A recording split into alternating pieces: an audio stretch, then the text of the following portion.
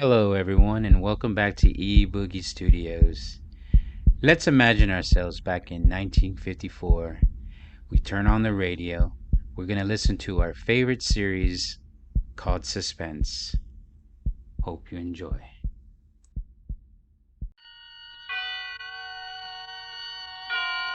And now, tonight's presentation of radio's outstanding theater of thrills, Suspense.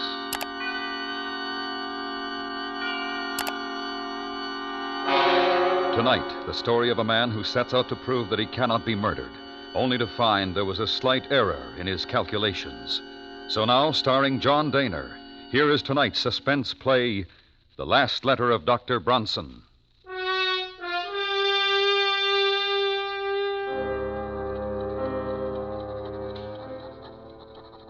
My dear Dr. Mosher, forgive me if I dash this letter off rather hurriedly. There are but a very few minutes remaining for me. The few minutes between now and midnight. You have always protested my fascination with the subject of death. It irked you to hear me discuss the latest electrocution or hanging. You alone, Mosher, will know how this fascination has led me to this terrible moment. I should like you to have all the facts. First of all, let me recall a conversation which we held here in my study a little over a year ago. Death and murder. There you go again, Bronson. Really, you're unhealthy. No. Now, wait, Mosher. I've been studying the question for some time, and I have concluded that there are 5 basic checks which serve to restrain man from murdering his fellow man. An interesting theory. No, it's more than a theory. I can and I intend to prove it. Oh, come on now, Bronson. I shall select 5 men, each of whom I shall supply with a motive to commit a murder. Greed, revenge, jealousy, whatever. I shall encourage each man to kill, and then restrain him from the act by means of the particular check which I'm testing. You forget, of course, that a murderer requires a partner in crime, the victim, the man to be killed. Well, I shall supply one. You will ask this victim to face 5 men, each standing to derive satisfaction or profit from murdering him? Correct. And his only chance of survival being the validity of your theory of checks? Yes. Do you seriously imagine you'll persuade any man to have such utter confidence in your reckonings? There is one such man. Who? Myself. Bronson, this is insane. Why? Why should I hesitate to risk high stakes on a sure thing? But your life... No, I tell you there's no danger involved whatsoever. When will you begin your experiment? Well, why don't we begin right now? Mosher, I invite you to kill me. What? There's a revolver right here in my desk, and You're joking, Bronson. I'm not. What possible motive would I have for murdering you? Motive? Why, we're associated rather closely in our work. You'll come naturally into my entire practice. I'll put that in writing for you. It's preposterous. Oh. Why won't you kill me, Mosher? Why? There are dozens of reasons. In the first place, I'd go to the electric chair for it. There you are. A perfect illustration of the first and most obvious check. Man refrains from killing because he himself will be killed by law. All right, Bronson. Maybe that proves your point, the first one at any rate. But what about next time? And the next? That, my dear doctor, remains to be seen.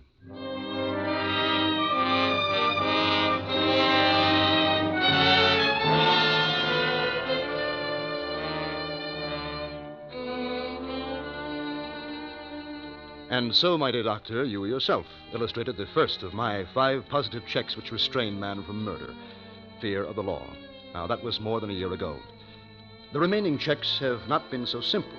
I had to locate my 4 subjects. I had to cultivate the friendship of each so that when the time should come to confront him with my proposition, I would be certain of how he would act. Now, the first of my 4 potential murderers was a clerk named Tutton. We frequently went to church together on Sunday evenings at St. Stephen's, right around the corner of my apartment. And one Sunday evening after the service, I asked him up to my apartment, and as we walked along, we talked. You know, Dr. Bronson, I was talking about you to my wife the other day before they took her to the hospital. Oh? I was saying what a great comfort it was to be with you these Sunday nights. Oh, now, come, Mr. Totten, you embarrass me. Oh, no, I mean it. In the world today, too many people seem to feel that they no longer need their God.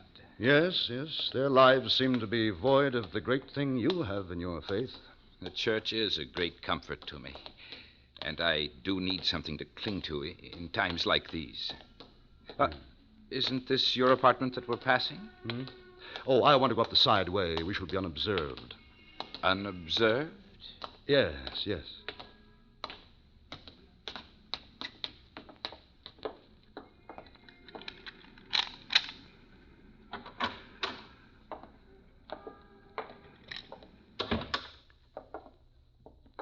Won't you step into the study, please? Yes. Yeah, now, if you will take this chair opposite my desk. Thank you. Good. Now, Totten, you could make rather good use of $5,000, now, couldn't you? I beg your pardon? No, I'm quite sincere. You know what even $100 would mean to me with my wife in the hospital. Exactly. And so, here in this desk, I have this little package containing $5,000. Now, it's yours, if you will do me one service. What could I do for you that would be worth all that money? Well, let me explain. My doctor called on me yesterday, and he told me...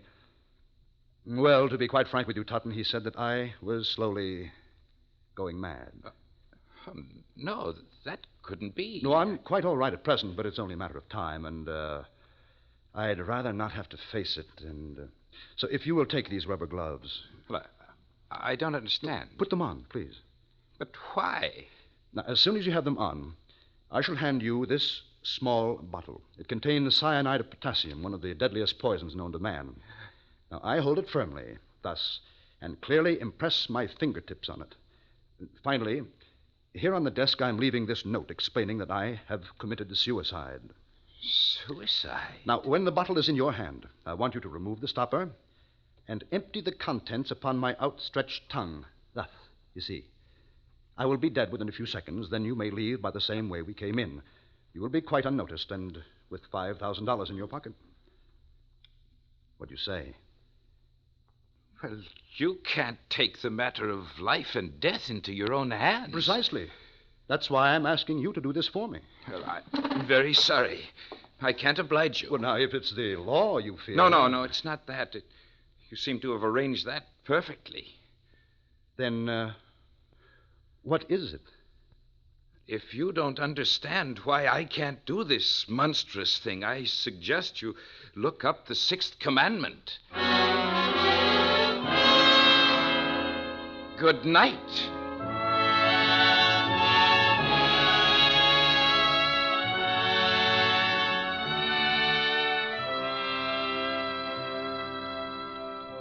So, Mosher, my second point was proved. Man refrains from killing because it is against his religious principles. The hands of the clock now read 15 minutes to midnight, 1/4 of an hour, in which to complete this report. Now, my third proposition called for an entirely different sort of man. One night I came upon him very unexpectedly. I was walking along one of the darker streets of the city. There was no one in view.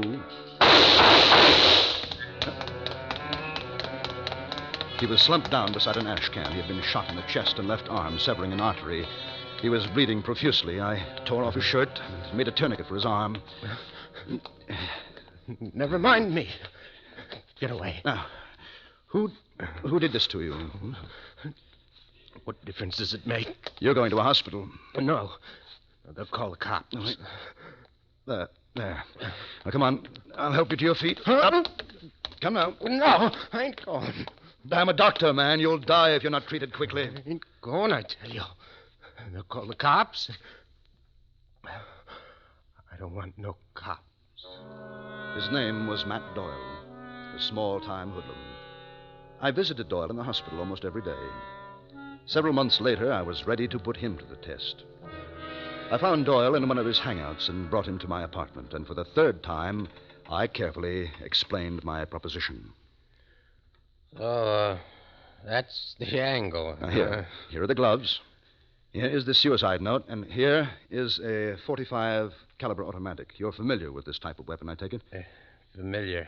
Yeah. Is this on the level? Absolutely. And this water door is mine if I kill you. That's right. Nobody know I done it. No one. Yeah. These gloves, they're kind of small for me. That's all right. They'll do. Yeah.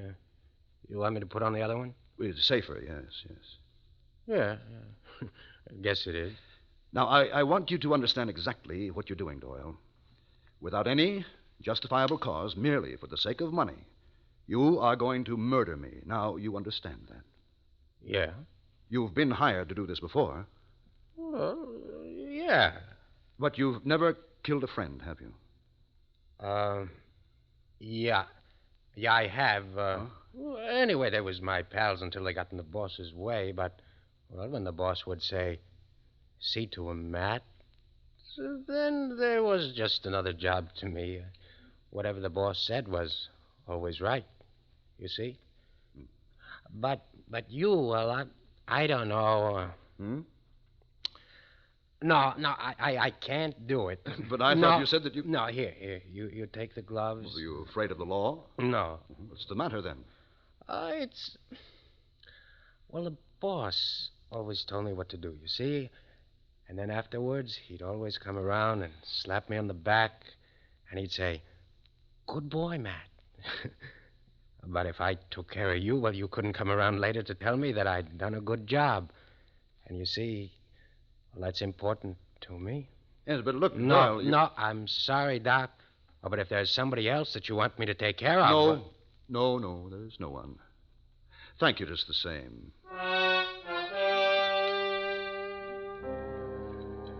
That was my third proposition. Even a criminal of low intelligence, a professional killer, cannot bring himself to murder unless the act follows the code of his society, unless it is approved by some voice of authority.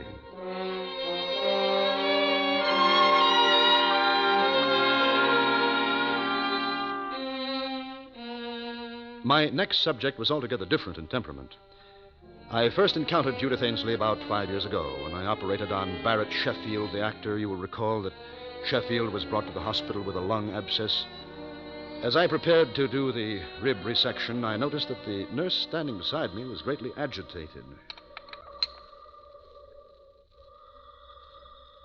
Retractors, Doctor. Thanks. Doctor, do you think this is advisable? What? His dyspnea is more pronounced. Listen. Miss Ainsley, another hemostat, please. But he's getting blue. Doctor, do you think you really should? He's cyanotic. Miss Ainsley. I'm sorry, Doctor, but if...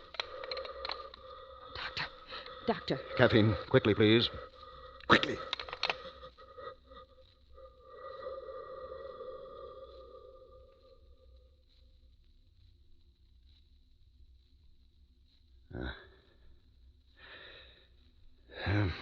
Well, that's that. You killed him. You killed him. You should never have gone ahead. You know that. I warned you. What is the matter with you, Ainsley? Have you never seen a pulmonary before? Yes, I have. Well? We were going to be married next week.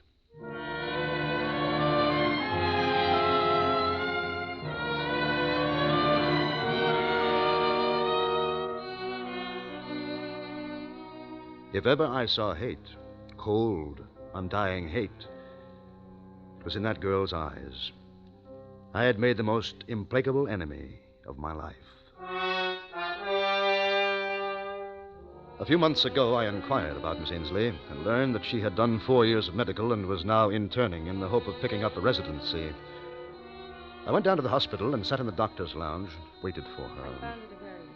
Presently, she came in with another intern. I stood up, walked towards her. Oh, I would say about 3 months ago. Miss Ainsley, Huh? could I speak with you, please? Excuse me. Of course, Doctor. Dr. Ainsley, if you please. Yes, Doctor. I have a little proposition to make to you, but first of all, there are two facts I'd like to be sure of. A, you are unable to set up your own practice because you don't have the money to get started now. Is that right? Perhaps. Fact B, you still hate me and feel a strong desire to be revenged for the wrong which you consider I have done you. Yes, I'm afraid that's true, Dr. Bronson. Good. Good? Yes. You see, I want to pay someone to murder me. So, once again, I carefully and painstakingly set forth my simple conditions. I'm not sure that you're entirely sane, Doctor. But go on, you interest me. You see, it's my heart. I've had considerable damage. Coronary occlusion. Had to spend 6 weeks on my back. Just got up last week. So, naturally, I was given digitalis and... I see, Doctor. Yeah. You've been heavily digitalized, and if someone were to give you an injection of calcium gluconate, you would have an immediate heart block. Dead within a few minutes. Exactly. A simple error of judgment. Unavoidable. $5,000. My own practice. And I will say that I'm feeling badly again. A recurrence of my pericardial pains. I will go back to bed and ask that you be assigned to care for me, and the rest is simple. No one would ever expect you to know that I had been digitalized. Still, if I were on my toes, I would naturally go over your case history before giving medication of any kind. Well, yes, I suppose that's true. Professional people might think you had been a little lax.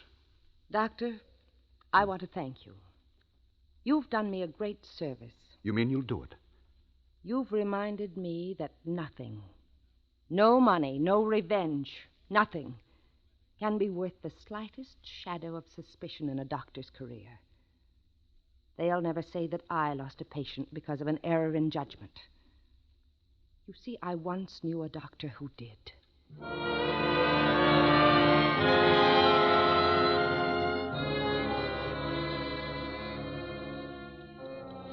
There, Moshe, is my fourth check. Man, or in this case, woman, refrains from killing because of the fear of loss of reputation.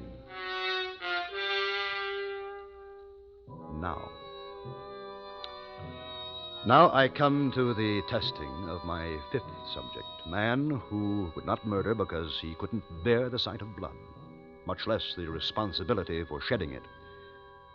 Laderne was my man, and I found him shortly after my search began.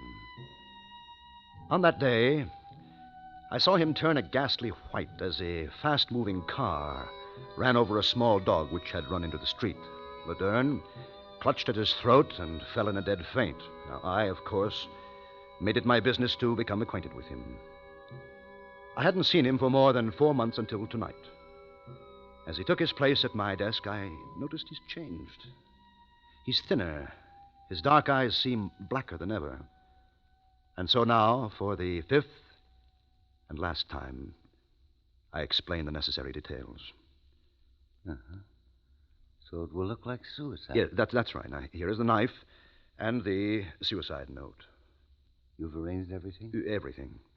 No one knows I'm here? No one. You want me to kill you now? Yes. Why do you want to die?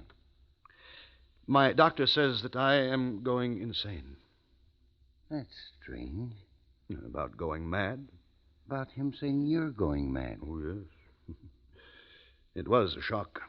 I don't mean that. What do you mean? That's the same thing they told me. They what?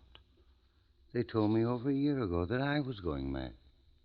The sight of blood no longer troubles you? No. Then there is no check. What check? I mean, is it? No, nothing. Well, might as well get this over with. Nice gloves you've got here. Nice and smooth on my hand. Then you're going through with it? I've got my gun right here, too. Beauty, isn't it? Yes. Then if you'll give me back the knife. No, I'll keep that. I've used this gun a lot the past 3 months. Killed about 50 dogs. You've done what? It's very interesting. I do it after midnight. It's fun watching the dogs. You have to know just where to hit them. Kills them instantly. Yes, but the noise. I have a silencer. I don't like to wake people up when I kill their dogs. Now, look here, Laterne. This has gone far enough. I was only joking. No, you weren't. Now, listen to me. I was only joking. Shall I do it now? No. No, wait. You want it through the heart, don't you? Not yet. Can't you wait? Just a little while. What for? There's no use your trying anything. I'd kill you quick. Yes, I suppose you would. Look, I have been conducting a little experiment. I would like to write an account of it before I go. What sort of an experiment? I don't think you'd understand. Okay. I'll wait till midnight. Then I gotta go. There's a German police dog, a big ugly brute. But I'll wait. Thanks. The clock says 10 minutes past 11. Yeah. You got 50 minutes. I'll wait by the window.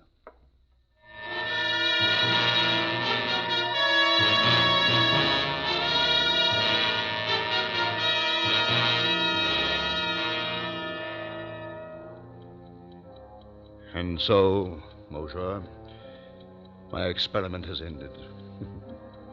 Strange, isn't it? But the one thing I didn't count on was the choosing of a subject who would not respond to my checks, who, in fact, had no checks at all. For insanity knows no restraint. Dr. Bronson, it's midnight. He is still at the window. I know that I am beginning to understand exactly what is going on in his wicked mind. I wonder why. Now I shall sign my name for the last time and lay down my pen. Then I shall look up and say, "All right, Laderne."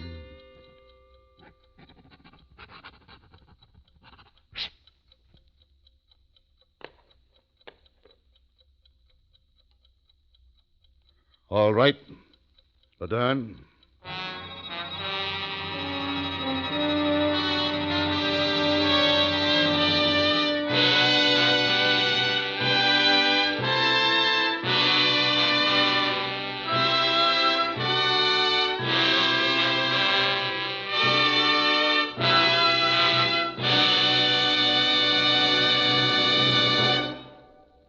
Suspense, in which John Dehner starred as Dr. Bronson.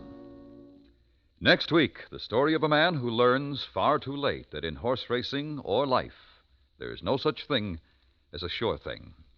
We call it the sure thing. That's next week on Suspense.